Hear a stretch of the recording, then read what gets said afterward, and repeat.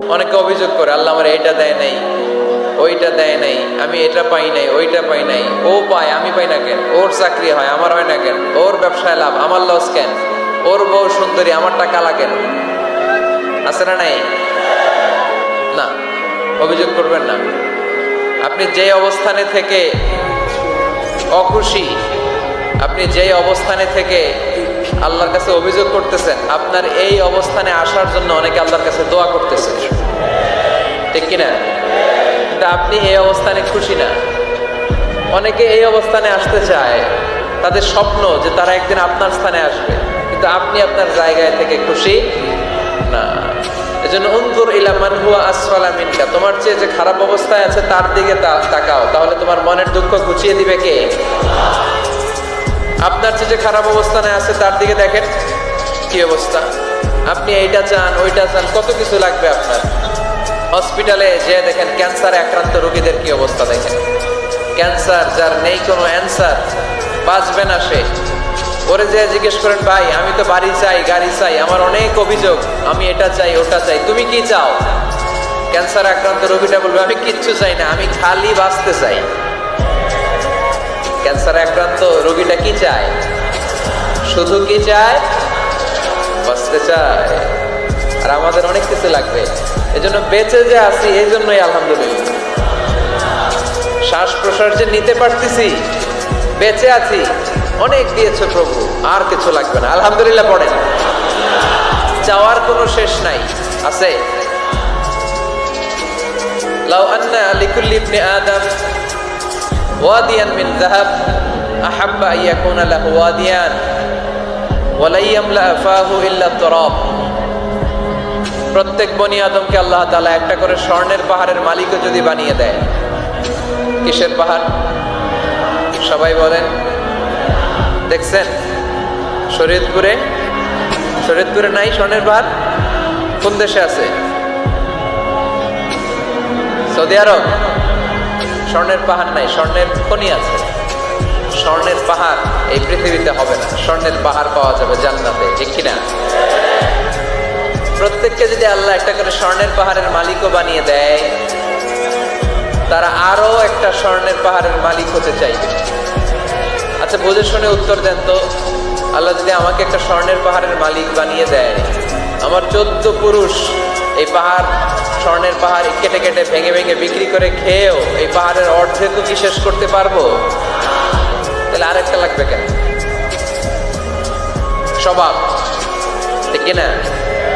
স্বভাব কে?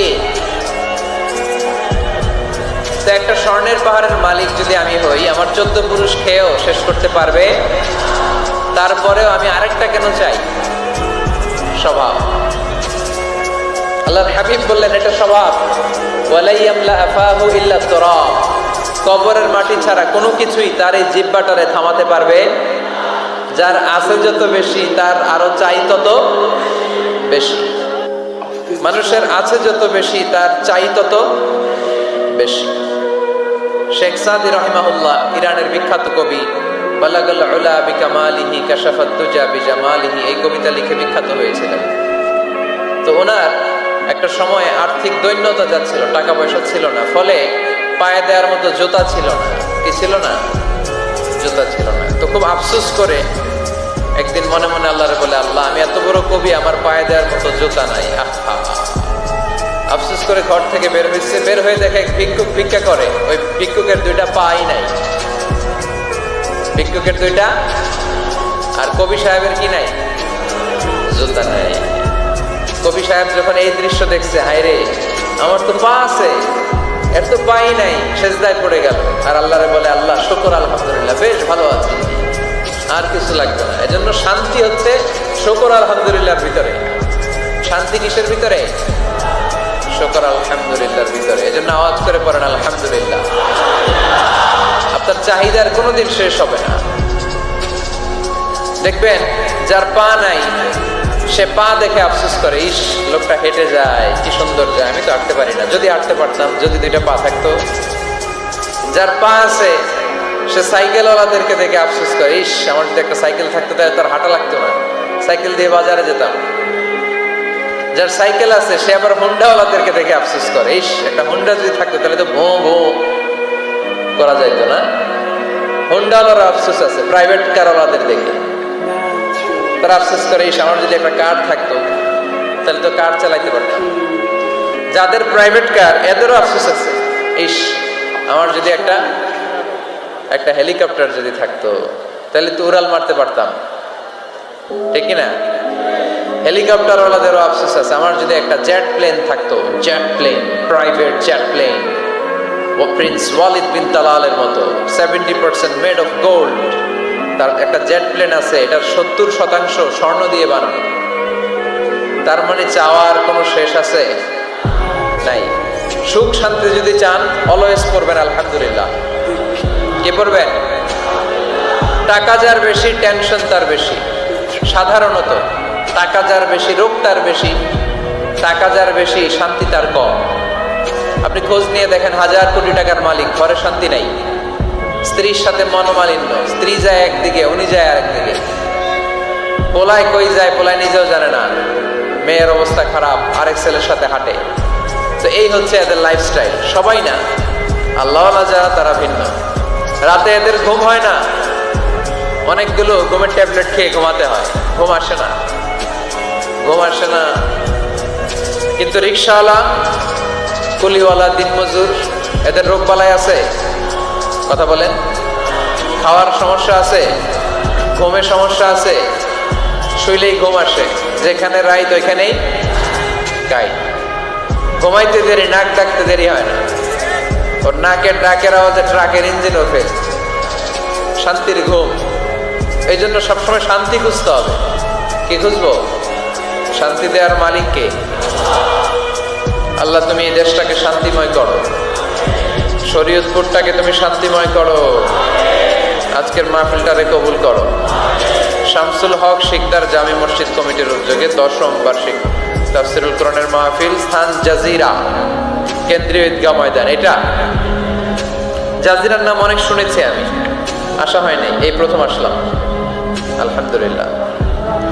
3 দিন ব্যাপী তাফসীরুল কোরআনের প্রোগ্রামের আজ 3য় রজনী। আমার আগে কথা বলেছে মুফতি কাজী মোহাম্মদ ইব্রাহিম, গতকাল কথা বলেছে মাওলানা এম হাসিবুর রহমান, কথা বলেছে মাওলানা আব্দুল খালেক শরীয়তপুরী। যারাই কথা বলেছে কোরআন হাদিসের আলোকে যা বলেছে আমরা যেন আমল করতে পারি, আল্লাহ তৌফিক দান করো। সঙ্গীত পরিবেশনায় ছিল মশিউর রহমান সুর সম্রাট, অ্যাডভোকেট রোকনুজ্জামান ইসলামী সঙ্গীত শিল্পী, star voice champion Imtiaz Ahmed. আজকের প্রোগ্রামের প্রধান অতিথি জননেতা জনাব ইকবাল হোসেন অপু সাহেব, মাননীয় সংসদ সদস্য শরীয়তপুর 1 আসন। আসছেন উনি প্রতিনিধি হিসেবে, চেয়ারম্যান সাহেব যিনি বক্তব্য রাখলেন, সুন্দর বক্তব্য রেখেছেন উনি। বিশেষ অতিথি জননেতা আলহাজ মোবারক আলী শিকদার, চেয়ারম্যান উপজেলা পরিষদ জাজিরা। মাশাআল্লাহ, কত সুন্দর ইসলামের পক্ষে কথা বললো। এরকম চেয়ারম্যান আমরা চাই কি চাই না? অনেক চেয়ারম্যান মাহফিল বন্ধ করে দেয়, আছে না নাই? এগুলো ওনারা ভুল করে। ওনাদের উচিত মাহফিলগুলোতে আসা। যেমন আপনাদের চেয়ারম্যান এসেছে, আপনাদের ভালোবাসায় সিক্ত হয়েছে, ঠিক কিনা? আপনাদের দোয়া নিয়ে গিয়েছে, দোয়ার দরকার আছে না নাই? দোয়ার অনেক দাম।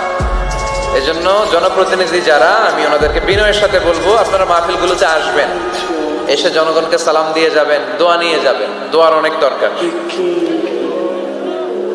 অতিথি হিসেবে আরো আছে জনাব মোহাম্মদ ইউনুস ব্যাপারী, জিএম নুরুল হক সাহেব, মোহাম্মদ ওমর ফারুক সাহেব। যারাই এসেছে আল্লাহ সবাইকে কবুল করো। বিশেষ করে আমার যুবক ভাইদেরকে আল্লাহ তুমি কবুল করো। সৈয়দনা ওমর ফারুকের মতো ইসলামের বীর সেনানী হিসেবে কবুল করে নাও। পর্দার আড়ালে মা বোনদেরকে আল্লাহ তুমি কবুল করো। আম্মা জান আয়েশা রাদিয়াল্লাহু তাআলা আনহা, খাদিজাতুল কুবরা রাদিয়াল্লাহু তাআলা আনহার মতো মহিয়সী, গরিয়সী, নেককার নারী হিসেবে কবুল করো। আসুন আমরা সরাসরি কোরআন থেকে শুনি, কারণ কোরআন থেকে শুনলে বরকত বেশি না কম? আরো জোরে বলেন, বেশি না কম? এটা এমন একটা কিতাব যে কিতাবে কোনো ভুল নাই। আছে? সন্দেহ আছে? সংশয় আছে? মুত্তাকিনদের জন্য এই বইটারে হেদায়েতের কিতাব করে নাজিল করলো কে? যালিকাল কিতাবু লা রাইবা ফি হুদাল লিল মুত্তাকিন। This is the book, the most authentic and original book in the world. whereof there is no doubt in it and a guidance to those who are muttaqin. এটা এমন বই যে বইয়ে কোনো ভুল নাই, কোনো সন্দেহ নাই, কোনো সংশয় নাই। মুত্তাকিনদের জন্য এই বইটারে হেদায়েতের কিতাব করে পাঠালো কে? আবার আল্লাহ বলেন কিতাবুন আনজালনাহু ইলাইকা লিতুখরিজান নাসা মিনায-যুলুমাতি ইলান-নূর। নবী হে, এই কিতাবকে আমি নাজিল করেছি অন্ধকারাচ্ছন্ন মানুষগুলোকে আলোর পথ দেখাতে, বামপন্থী গুলারে ডানপন্থী বানাতে, জাহান্নামী গুলারে জান্নাতি বানাতে। এই কিতাব যদি কেউ পড়ে সে মানুষের মতো মানুষ হয়। ওই মানুষ কখনো অন্যায় করে না। এই কিতাব যে পড়ে এবং মানে, এই কিতাবের শিক্ষাকে যে নিজের মধ্যে ধারণ করে সে কখনো মিথ্যা বলে না, মা বাবার সাথে বেয়াদবি করে না। ওই আলোকিত মানুষটা কখনো টেন্ডারবাজি করে না, চাঁদাবাজি করে না, দুর্নীতিতে চ্যাম্পিয়ন হয় না, ক্যাসিনো ব্যবসায় নামে না। এই কোরআন যারা বুকে ধারণ করে এরা কোনোদিন পেঁয়াজের দাম বাড়ায় না। জোরে বলেন ঠিক কিনা? এরা কখনো তাদের কোনো কাজে জনমানুষের ক্ষতি করে না। এরা সব সময় কল্যাণের পক্ষে, এরা মানবতার পক্ষে। এরাই হচ্ছে আলোকিত মানুষ, ঠিক কিনা? মানুষ হওয়া পৃথিবীতে বড় কঠিন। খালি চোখে যা দেখেন এগুলো মানুষ না, এগুলো জনসংখ্যা। এগুলো কি? এজন্য বলা হয় বাড়ছে জনসংখ্যা, কমছে মানুষ। বাড়তেছে কি, কমতেছে কি? মানুষ। গরুর পেট থেকে বেরোলেই ওটা গরু হয়ে যায়, ছাগলের পেট থেকে বেরোলেই ওইটা ছাগল হয়ে যায়, মুরগির পেট থেকে বেরোলেই ওইটা মুরগি। কিন্তু মানুষের পেট থেকে বেরোলেই ওটা মানুষ হয় না, ওটার মানুষ বানাইতে হয়, তাই না? আবার গরুকে কেউ কোনোদিন বলে না এই তুই গরুর মতো গরু হ, বলে? শরীয়তপুরে আপনারাও বলেন না? ছাগলকে কেউ কোনোদিন বলছে এই তুই ছাগলের মতো ছাগল হও, কিন্তু মানুষকে বলা হয় তুমি মানুষের মতো মানুষ হও। কোরআন পড়লে মানুষের মতো মানুষ হওয়া যায়, ঠিক কিনা? এই দুনিয়া এখন তো আর সেই দুনিয়া নাই, মানুষ নামের মানুষ আছে দুনিয়া বোঝায়। সেই মানুষের ভিড়ে আমার আসল মানুষ নাই, ঠিক কিনা? আসল মানুষের বড় অভাব। মানুষের মতো মানুষ খুঁজে পাওয়া দুষ্কর। এই কোরআন এসেছে আমাদেরকে মানুষের মতো মানুষ বানাতে। এজন্য এই কোরআন থেকে শুনলে লাভ না লস? কোরআনের সাথে আমাদের সম্পর্ক বাড়াতে হবে। প্রতিদিন কোরআন তেলাওয়াত করতে হবে। আপনারা করেন?